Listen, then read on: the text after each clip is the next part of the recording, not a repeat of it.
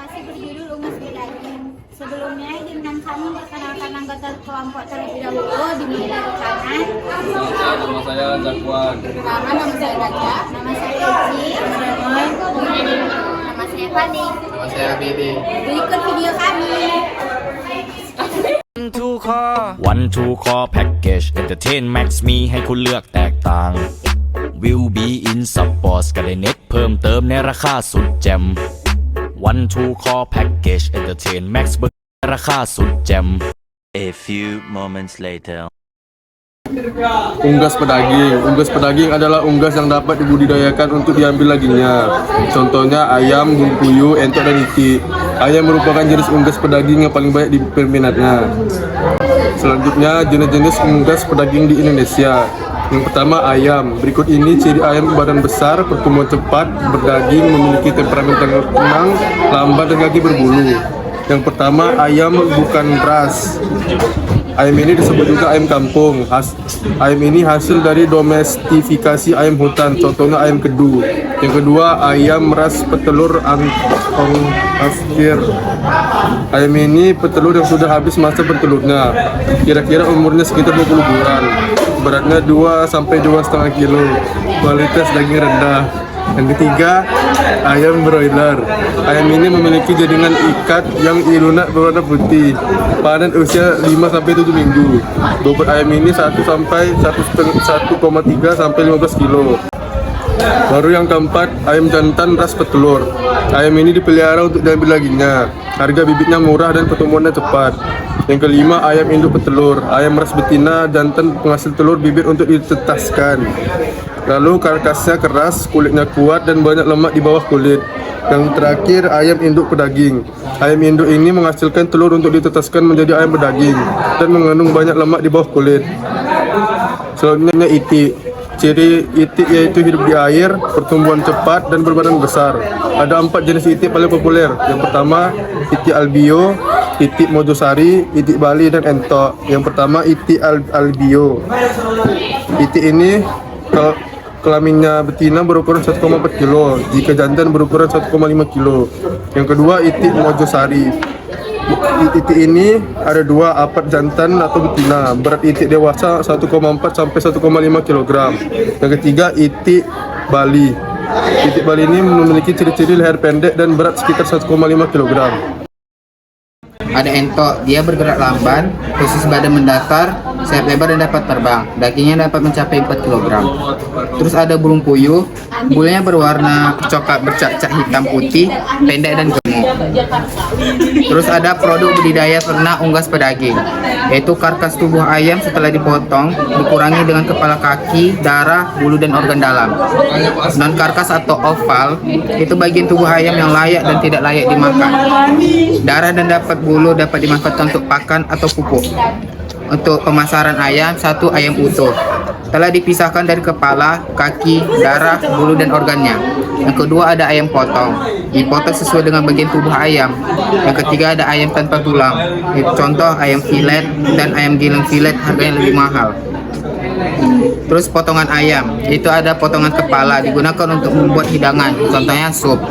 Terus ada potongan sayap, banyak digunakan oleh restoran cepat saji seperti KFC. Terus ada potongan ayam dada, yaitu terdiri dari dada tanpa tulang dan filet serta kandungan protein tinggi. Selanjutnya ada potongan ayam paha, terdiri dari paha atas dan paha bawah. Potongan ayam kaki banyak digunakan untuk membuat sop, dan potongan ayam punggung itu banyak mengandung tulang sehingga cocok untuk menjadikan sup atau bahan pembuat kaldu. Selanjutnya kandang. Yang pertama, melindungi dari hujan, panas, dan angin. Yang kedua, bertujuan agar unggas tidak stres dan efisien pemberian pakan. Ketiga, bertemperatur 3,2 derajat Celcius sampai 35 derajat Celcius. Yang keempat, kelembaban tanah 60-70%. Yang kelima, lokasi kandang jauh dari keramaian. Yang keenam, lebih baik memilih daerah di sekitar pesawahan. Yang ketujuh, intensitas cahaya tercukupi. Yang kedelapan, ventilasi yang benar. Yang kesembilan, kepadatan yang benar 500 ayam 62,5 meter persegi. Yang terakhir, pengecekan tiap pukul 3 sampai 4. Selanjutnya, 3. Cara pemeliharaan. Yang pertama, pemeliharaan ekstensif. Unggas dipelihara lepas dan dikandangkan pada malam hari saja. Fungsi kandang hanya untuk tempat istirahat dan tidur, dan bertelur untuk unggas perteluran. Yang kedua, pemeliharaan semi intensif. Unggas dipelihara dilepas dan dikandangkan. Kandang berfungsi sebagai tempat istirahat, bertelur, dan tempat makan. Yang ketiga, pemeliharaan intensif. Unggas dikurung terus-menerus. Kandang berfungsi untuk istirahat, makan, minum, bertelur, dan tempat pengobatan. Selanjutnya ada sarana dan prasarana. Kandang postal. Kandang berlantai rapat menggunakan sistem liter keuntungan. Mudah dibersihkan kekurangan, liter harus sering diganti, tinggi kanibalisme, probabilitas penularan penyakit tinggi. Kandang bateri. Kandang berbentuk kotak dan bersambungan antara satu dan yang lain. Dapat bertingkat atau satu tingkat saja. Keuntungannya, yang pertama, ventilasi alamiah bagus. Yang kedua, mencegah kanibalisme. Yang ketiga, mudah mengawasi ayam. Yang keempat, menghemat pakan. Dan yang terakhir, mencegah probabilitas penularan penyakit. Kekurangannya, yang pertama mahal dan yang kedua ayam kurang gerak. Pengelompokan kandang berdasarkan liter. Yang pertama, kandang lantai liter terbuat dengan lantai yang dilapisi kulit padi atau sekam menggunakan sistem koloni. Yang kedua, kandang lantai kolong berlubang yang terbuat dari kayu kase dengan lubang yang berguna untuk pembuangan tinja dan langsung ke penampungannya.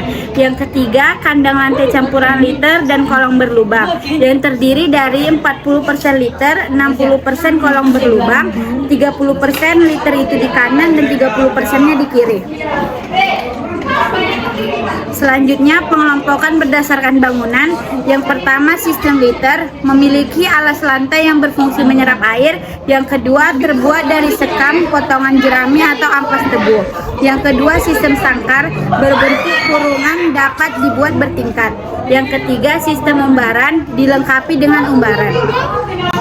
Sarana dan prasarana yang selanjutnya adalah peralatan. Terdiri dari tempat makan, tempat bertengger, tempat air, tempat ransum, penerangan. Tempat makan dan minum dibuat dari bambu, aluminium, dan plastik. Yang kedua, tempat bertengger terbuat dari kandang kayu yang dapat dibuat untuk di dinding. Kemudian, usahakan kotoran jatuh ke lantai agar mudah dibersihkan dari luar. Selanjutnya, dibuat tertutup agar terhindar dari angin. Yang ketiga itu bibit atau dot.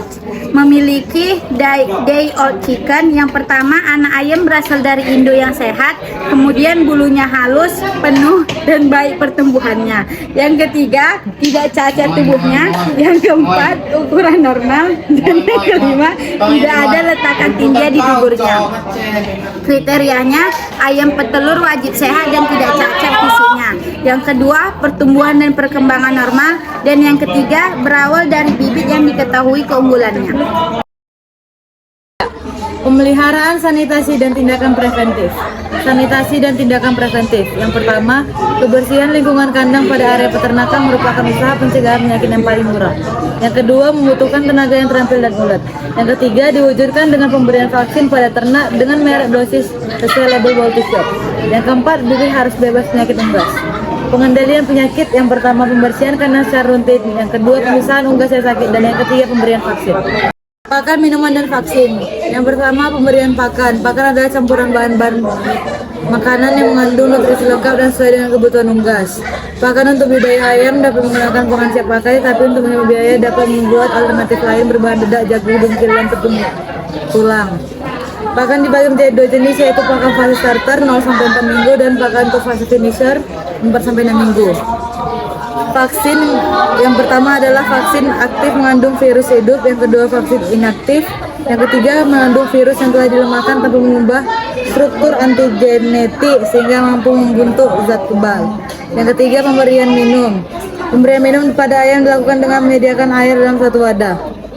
Selanjutnya ada pemeliharaan fase starter. Yang pertama itu persiapan kandang dan perlengkapannya. Dilakukan 1-2 minggu sebelum DOC masuk kandang. Terus persiapan kandang meliputi yang pertama pembersihan lantai kandang dari litter bekas. Yang kedua pencucian dengan cara disikat menggunakan air. Yang ketiga pengapuran. Dan yang terakhir penyemprotan dengan antiseptik, formalin, fumigasi. persiapan peralatan kandang dengan mencuci tempat pakan dan minum dengan desinfektan. Ada ransum starter 0-3 minggu. Ransum adalah campuran dari berbagai bahan pakan yang diberikan untuk selama 24 jam.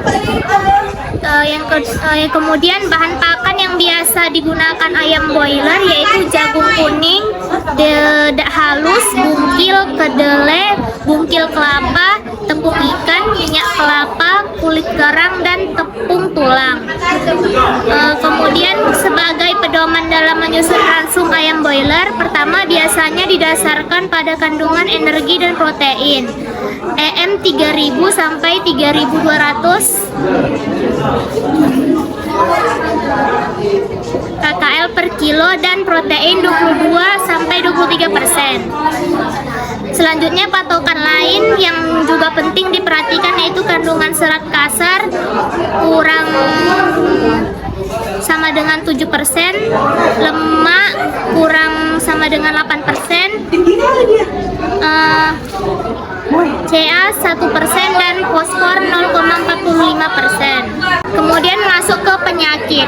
Pengendalian penyakit dilakukan dengan cara yang pertama membersihkan kandang secara rutin, yang kedua memisahkan unggas yang sakit, dan memberikan vaksin yang disesuaikan dengan kondisi ternak unggas. Selanjutnya tindakan pengamanan penyakit yang dapat dilakukan sebelum pengobatan yaitu mencegah masuknya hewan lain, kemudian melakukan disinfeksi kandang dan peralatan penyemprotan terhadap serangga, lalu melakukan pembersihan dan pencucian kandang, lalu menjaga kebersihan serta sanitasi seluruh kompleks lokasi peternakan menggunakan sistem penghapusan hama bayi. Selanjutnya karyawan tidak diperbolehkan melakukan perbuatan yang dapat menimbulkan penularan penyakit, lalu mengatur keluar masuk setiap orang ke kompleks, memusnahkan ayam atau bangkai ayam yang menderita penyakit menular, melakukan vaksinasi, tidak memperjualbelikan ayam pedaging yang dipotong selama pengobatan antibiotika, dan yang terakhir setiap terjadi kasus penyakit harus dilaporkan kepada dinas peternakan setempat. Macam-macam penyakit. Yang pertama itu ada berak darah atau kokidiosis, yaitu bakteri yang disebabkan oleh bakteri Salmonella pullorum. Gejala penyakitnya yang pertama itu tinja berdarah dan mencret, yang kedua nafsu makan kurang, yang ketiga sayap terkulasi, dan yang keempat bulu kusam menggigil kedinginan.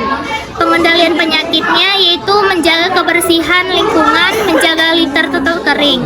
Lalu tetrakolin kapsul diberikan melalui mulut, nosal, trisula puso, tablet dilarutkan dalam air minuman atau sulfakui, moselin, amprolium, dan sekdeyakok. Seldayakok. Terus yang kedua penyakitnya itu ada tungau atau kutukan. Gejala penyakitnya yaitu pertama ada ayam gelisah. Yang kedua sering mematukkan dan mengibas-ngibaskan bulu karena gatal. Dan yang terakhir nafsu makan turun, pucat dan kurus. Pengendalian penyakit ini yang pertama itu sanitasi lingkungan kandang ayam yang baik. Pisahkan ayam yang sakit dengan yang sehat. Terus dengan menggunakan karbonat sevin dengan konsentrasi 0,15% yang diencerkan dengan air. Penyakit yang selanjutnya itu tetelo NCD atau Newcastle disease, virusnya NCD. Gejala penyakit yang pertama itu ayam sulit bernafas, batuk-batuk, timbul bunyi ngorok, lesu, mata ngantuk, sayap terkulasi, kadang berdarah, tinggi encer kehijauan, kepala memutar-mutar tidak menentu dan lumpuh. Pengendalian penyakit itu yang pertama pisahkan ayam yang sakit, yang kedua mensuci hamakan atau steril serta melakukan vaksinasi NCD. Yang ketiga sampai sekarang belum ada obatnya. Penyakit yang selanjutnya itu berak kapur atau pullorum. Bakterinya itu Salmonella pullorum. Gejala yang timbul adalah yang pertama nafsu makan menurun, Yang kedua, kotoran encer dan bercampur butiran-butiran putih seperti kapur. Yang ketiga, bulu dubur melekat satu dengan yang lain. Yang keempat, jengger berwarna keabuan. Yang kelima, badan anak ayam menjadi menunduk. Yang keenam, sayap terkulai. Yang ketujuh, mata menutup. Pengendalian penyakitnya itu memberi nutrisi ayam dan menyuntikkan antibiotik seperti Flujalidon, Fosilin, Neoteramidin, Netra atau Mycomas di dada ayam. Penyakit selanjutnya itu cacar ayam atau Poulvax. Virusnya itu Poxviridae. Gejala cacar kering itu seperti terbentuk papula kelabu kecil di kaki atau kepala, radang, dan muncul keropeng. Gejala cacar basah itu bercak berwarna kuning pada sapit lendir mata dan larinan. Pengendaliannya itu ayam penderita harus segera dipisahkan dari ayam yang sehat. Kandang dan peralatan yang tercemar dibersihkan dan disiramakan dengan disinfektan atau disemprot dengan insektisida untuk mengurangi populasi lalat. Yang terakhir itu lakukan vaksinasi cacar pada anak ayam. Penyakit ayam lainnya itu avian influenza, infectious laryngitis, full cholera, full typhoid, infectious bursal disease, marek disease, avian mycoplasmosis, avian chlamydosiosis, avian encephalomyelitis, swollen head syndrome, infectious colitis. Obat, vaksin, dan hormon. Selain pakan, perlu disiapkan juga obat-obatan untuk ayam pedaging. Obat-obatan yang digunakan sebaiknya adalah obat yang sudah terdaftar. Penggunaan obat harus sesuai dengan ketentuan yang berlaku dosisnya. Panen ayam yang panen itu ayam broiler panen umur 22 hari sampai 33 hari. Hasil utamanya itu daging ayam. Hasil tambahan kulit, bulu, darah, kotoran ayam, dan jeroan ayam. Pasca panen, pengumpulan semua peralatan dan membersihkannya, pemeliharaan bangunan. Peralatannya itu timbangan, tali rafia, keranjang ayam, lampu senter. 1 2 Core Package Entertain Max มีให้คุณเลือกแตกต่าง Will be in Sports ก็ได้เน็ตเพิ่มเติมในราคาสุดแจ่ม Sekian presentasi dari kami, kurang lebihnya kami mohon maaf. Atas perhatiannya, ucapkan terima kasih.